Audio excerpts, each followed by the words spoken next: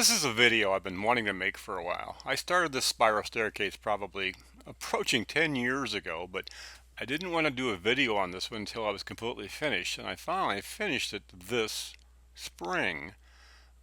Finally finished the railing I put in here too. It had a functional but not a very safe railing before. I just had the vertical post as you see there. But the reason for this video is that when I start a project, such as this spiral staircase, I always try to find anything I can possibly find online or anywhere.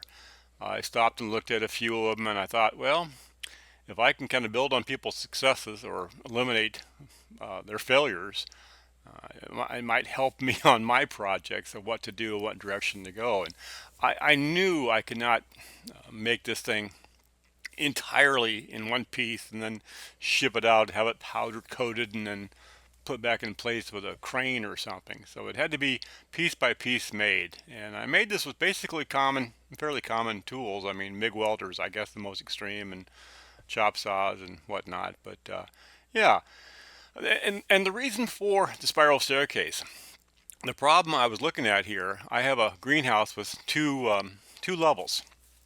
And if I was going to do a traditional stairs and landing, I probably would have used 1/3 of my space of the greenhouse. It's not that big. Spiral staircases are great. Not only is they're kind of light and airy, I mean, it's kind of a, I've always liked spiral staircases, but it also has a small footprint.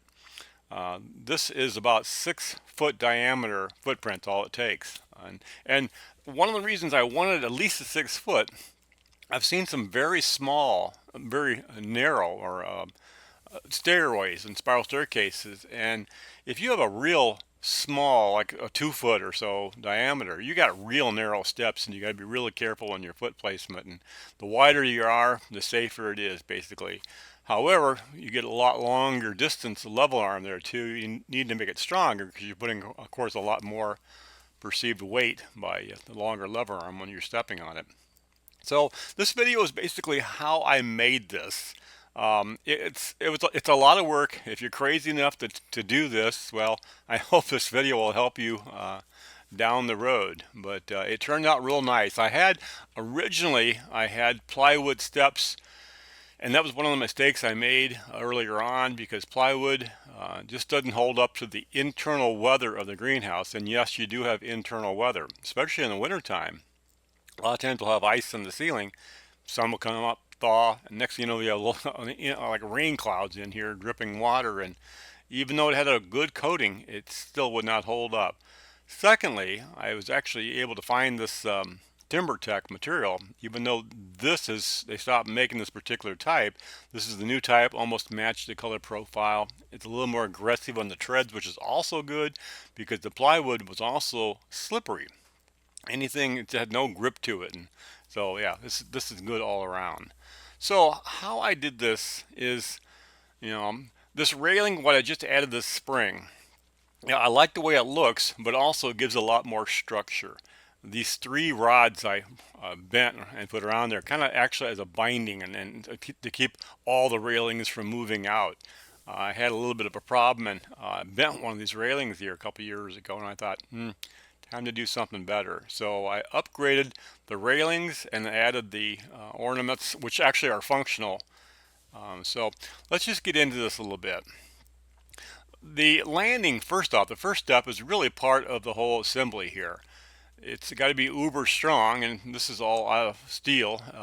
It's actually made a whole framework here that bolts onto the foundation or the house, as well as actually onto the deck, and also that holds the post. Now, I was real fortunate. I have a friend that actually has the machine shop, and I was talking to him about the earlier designs of this project, and he said, oh, I got some tubing, because I was asking about tubing that would telescope, and he had this exact stuff I wanted in stock. And so I had him, the black piece you see here, the long one, that's actually the long piece that he had cut out, and also I had him weld a plate on the bottom of it. And then the outer stuff, the green here, which is actually telescopes right over the inner, and it has real nice tolerances. It slides, but not sloppy. It's just great. I had them cut those in the lengths that I needed. And now the lengths that are needed are really going to determine on how far distance you're going to travel up and how many turns you're putting into your design. I had to draw this up several times because I know about the height I wanted from the top of the my deck is all the way down to my floor. So I know the height, and you just have to divide that by how many steps you want, and then the spacing of the steps, and also then how much you're going to rotate. And so, because it makes a difference where the bottom step comes out, what direction it might be heading.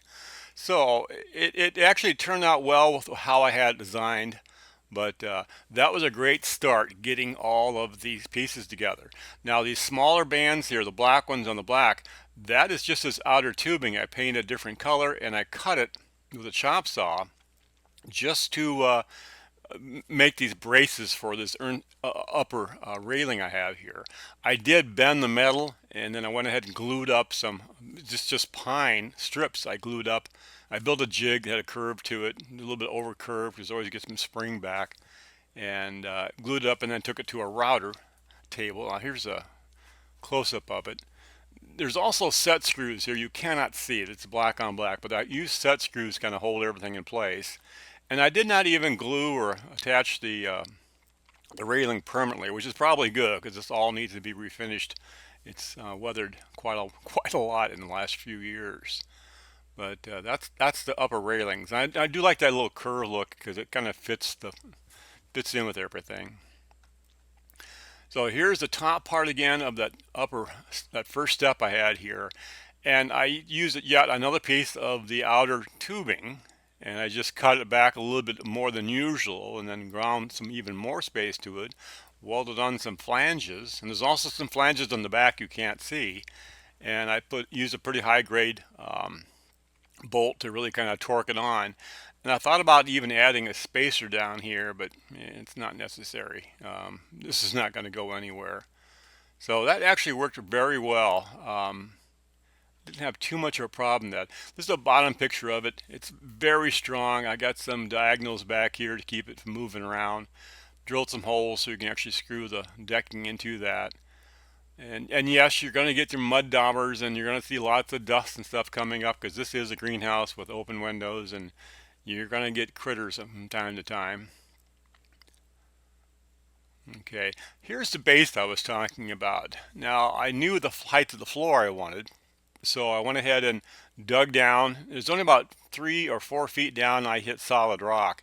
I know the house is sitting on solid rock, and so I was able to just frame up a little concrete form and fill it full of concrete, and I put it, and I just drilled it after and put some bolts in. It's really not going to go anywhere, but that made a simple start for me.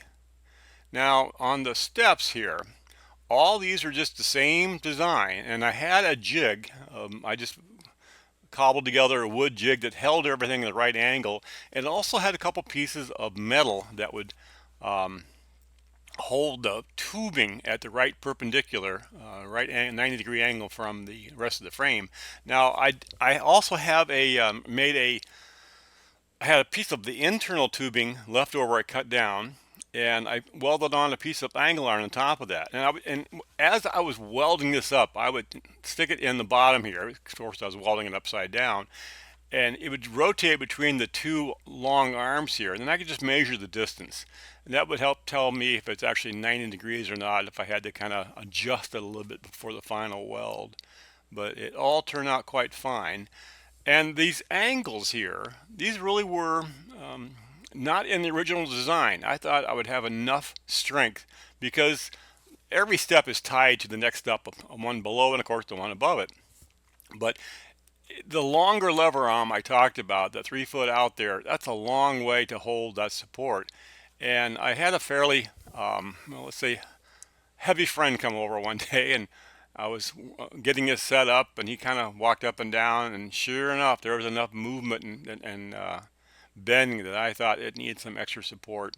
And it was really serendipitous because when I replaced the plywood with this decking material, it's a lot softer and it moves more. The braces I put in here really came in really handy to give me support for the decking material. So yeah, that actually was a real good add-on here too. And you can see little set screws. I use the same thing on set screws. It's about 5 or 6 set screws in every piece. So once I got everything adjusted well, even bolted together, then I put the Torx to the set screws and locked everything in place. Okay, a little close up on the set screws. This wasn't as hard as I thought. I just had, drilling a hole out and self-tapping them with a little tapper and set screws. But I really like that, how it just locks things up. So, a little close up at the inside. I used some bandsaw just to bandsaw the arc here, and I had a little jig for a skill saw to cut all the pieces. So the new decking turned out really nice on that. Here's a bottom picture again of everything. Now on the side, outer, and the front and back pieces, the angle iron moves inside, but on the back piece, as you can see right here, it actually goes on the outside. I did that so I can run the bolt up through it on the outside and bolt them all together. Okay, this is a piece of aluminum I was talking about. Because it's 1/4 inch angle iron, I was just able to use a piece of 1/4 inch aluminum bar stock. I drilled a couple holes to keep it in place, and that actually just I could force it right in there fairly easy, and that way gave me support from the decking material, plus helps tie it all together. And I used the same holes I had for the plywood to just run some screws up and screw the decking from the bottom. Another picture of stuff here, but yeah, it was just a lot of work, a lot of repetition, a lot of work, a lot of repetition. But now on the outside, I talked about that flange. Okay, what you're looking at here, and I have some other pictures coming up, but I'll have to describe it here first. I used 1/2 inch round stock, and right here, what you're looking at, that is just a big oversized nut that I welded into place, and that was the stop for that actually bolted or attached right to the top railing. And on the bottom of that rod, I actually cut threads into it and put nuts on top of that just to hold it and secure it in place with lock screws and everything. And that ties the whole assembly together, which is quite nice. This black tubing here, it's actually hollow, of course, and that's where I ran my round stock through. And this is just a spacer. There's the same space as all the railing steps, or each step height, I should say. Okay, and here's a picture of the old plywood I had that was really needed to be refinished, and it had a real good tough coat of urethane on, but it just doesn't hold up in this wet environment. Horizontal, water gets on it, just stays on it. So I was going to need something. These are going to start deteriorating. So the decking is set it and forget it, I think. Okay. Now, as I mentioned, these rods I put on the outside here, that helps to bind it. So when you push on the railing, that railing gets pushed on, but it also gets supported by all those 3 rods I bent and ran up there. And these curly cues in the middle here, I like the looks of them, but also they're functional. They're structural because that ties all of the pieces of those 3 rods together, and they act as one. So it really turned out good. Okay, how I made those rods. I just stick in a pencil, and this is the radius of my whole railing from the middle of the pipe to where the rods are going to go. I just drew an arc on my workbench in my shop. I got my planetary roller, which has seen better days. I've kind of overused this at times. I mounted it sideways on the table, and so I can kind of control it and see, trying to match my curve of the metal to the arc I drew. However, I don't know if it's the hardness of the metal. It seemed like sometimes it'd be easier and less, and I don't know. It wasn't consistent arc. I was hoping it would, but it wouldn't. So what I came up with, these are 2 rims I had from a wheelchair tie down, and I just got some aluminum round stock, drilled it in a hole, pounded them in, and set it on top. And I actually think I could have bent all the rods with this alone, but this helped me fine tune it, since I could kind of push on one end and pull on the other, whatever, and roll it back and forth. And this really helped to kind of match the curve, match all 3 of them together. Now, how I mounted this, well, first off, you can see the marks that the planetary roller left on here. That actually didn't wasn't a problem. A little bit of sandpaper and they came right off, and by the time you get it all primed and painted, you can't see them. What I had originally before was just that half-inch round stock, but I welded on 3/4 inch by either eighth or, in this case, 1/4 inch bar stock. That just gives a little bit more support on pushing and flexing, but also gave me a platform that I can run my rods through and tie them all together. Now, what I did, I just drilled through and then kind of bent, moved my drill down as I kept on drilling. It kind of drilled out the top and then the bottom holes, and it's kind of crude, but it worked. And I broke only one drill bit, and that was just doing something stupid. But that's what happens. And what you're looking at here, I got some stop collars for 1/4 inch. These are all one piece with the set screw in it, and they were just assembled in place when I was running the rods up there. Now the rods do not go all the way up. I didn't have the space to do that, and so what each rod is actually two pieces, and I staggered where the joints were. And again, I used a couple shaft couplers for that, which are just solid pieces with two set screws. And by the time you get set screws in every piece plus the joining coupler, they're solid. Now I did 3D print at the right angle these little support things, which allowed the set screws to be flat then and not at an angle. And the end piece, I did the same thing. I just ran it through there, flat piece, set screw you can see, and then I just 3D printed some friction fit covers on the end of the same diameter as the shaft coupler. And yeah, it looks, I mean, I've touched up a bunch of stuff. This is kind of in progress here too, but yeah, it looks good. It's dusty, of course, and you'll have that. Now on the scrolls, my dad had a blacksmith shop, and he had me um, making scrolls for him quite a lot of the time. He had a wonderful scrolling machine, and I wish I had it today, but I don't. So I got one of these little hand benders. But these hand benders, you can also get this attachment with the scroll attachment. And that's what I use to make all these scrolls with. Now, these are some of the prototypes. I did not make these in one piece. In fact, each scroll is a top piece and a bottom piece, as I'll show you here shortly. So what these are, they're kind of like clamshells to fit together, half on one way, half on the other. You can see the little notches I cut into it. I drilled a hole and just used my grinder to open the hole up on the side. And each piece is made together, so all the holes match up. I wasn't just going to have a pile of these things and hope they were all accurate. So I drilled each one, each pair as a pair, and I kept them together. So there are marks inside here that matches. This is like pair number one up and one down. And I use a different type of shaft collar. These were split shaft collars here, so I can actually put them after the fact. And I did not paint these because they had a black oxide covering already on them. And then of course the whole things were bolted together to keep those halves from separating. And I also did a little adjustment on the rods there too, just make sure I can kind of bend them and do a little final tuning. And but it worked really well. I tried to cover the ends by putting them on the inside of each bend, and you really don't notice them. Yeah, it looks good. Now, what I did on my railing, this plastic railing is actually underground conduit. It's a real thick, heavy-duty underground conduit I found from a local contractor around here, and it just happened to have the same outer diameter as this pipe I had. This was a real rusty pipe I had left over from a teardown of a greenhouse, actually, so it kind of came back home years ago. So I just cut this as necessary for the lengths I wanted.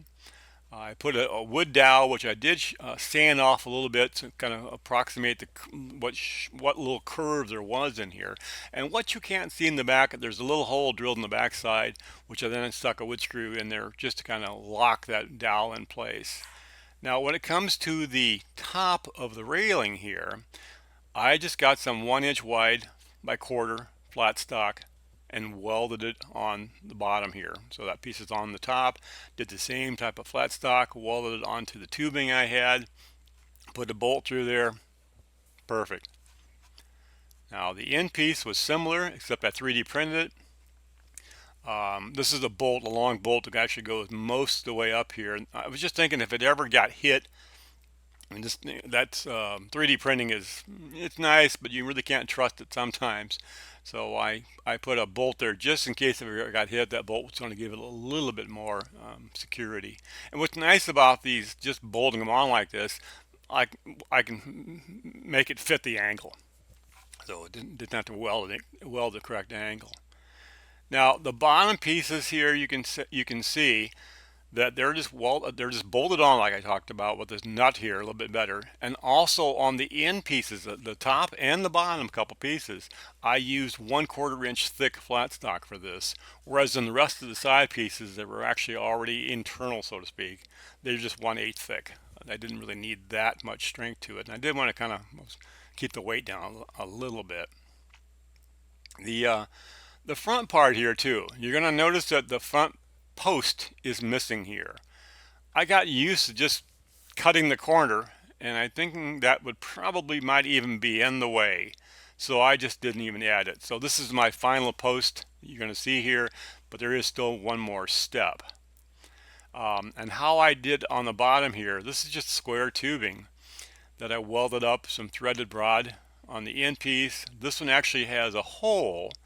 Actually, I think there's a nut welded on that I can just thread it for the height. I needed some ways to adjust this. This is some of the same tubing, which I welded up some nuts on each one, each end, and I could then adjust the height and lock it in place with another nut and spring washer. Did the same in the back, so that way it can give me a nice, so the whole thing is supported very well on the bottom, and also the top is locked in too on that one upper platform. But that works real slick. So anyway, I hope this helps. This is a kind of an overview of what I did. Um, if you're crazy enough to do this, it's doable, of course. Yeah, it just takes some time. I did spend quite a lot of time many years ago. Then I had to go back to work and do other things. But I finally got this finished. So I figured if anyone is crazy enough to try this, well, I hope this gets you further towards the end of your project. So anyway, hope this helps. Have a good time.